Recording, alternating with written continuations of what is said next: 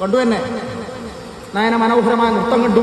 അക്ഷര സ്ഫുടത നിറഞ്ഞിരിക്കുന്ന 2 മൊഴി ശ്രമിച്ചു അല്ലേ. അതൊരു വിപരീതമായിട്ട് അനുഭവന്നിരിക്കുന്നതായ ആ സുഖത്തെ തേടിയാണ് ഇനി വന്നിട്ടുള്ളത്. തറവാട് രക്തി എനിക്കൊരു സ്ഥാനം നൽകി അവിടെ ആരാധന ചെയ്തു അല്ലേ. ശേഷമോ വലുതാകുന്ന സമ്പത്തും ധനവും തിരിച്ചു കിട്ടിയതിന് ശേഷം എന്തൊരു ദൈവം, എന്തൊരു ഭൂതം, എന്തൊരു ഗോലം എന്നിരിക്കുന്നതായ ചിന്ത വന്ന നിമിഷം എൻ്റെതാകുന്നതായ ആ ശിലയെ പിഴുതെടുത്ത് ഈ കൊടുങ്കാടിലേക്ക് തള്ളി എറിഞ്ഞു. എന്ത് സംഭവിച്ചു? ദൈവമെന്നിരിക്കുന്ന ശക്തി ഉഗ്ര താണ്ഡവമാടി സർവനാശം എന്നിരിക്കുന്ന അനുഭവത്തെ വരുത്തുന്ന വേളയെങ്കിൽ അല്ലേ 12 രാശി വാരി വരച്ച് വിധിയെ സൂക്ഷിച്ചു അല്ലേ. അന്ന് ഗോതോളി ദേശത്തിനകത്ത് മാരണകൾ എന്നിരിക്കുന്ന ശക്തിയുണ്ട്, അതിന് ഉപാസിക്കണം.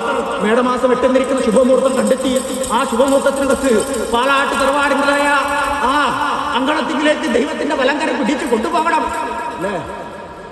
അന്ന് ക്ഷീരത്തെ കൊടുത്ത് തൃപ്തിപ്പെടുത്തണമെന്നിരിക്കുന്ന ചിന്ത വന്നു. ഇന്നും മുടങ്ങാതെ കണ്ട് ചെയ്യുന്നുണ്ട്.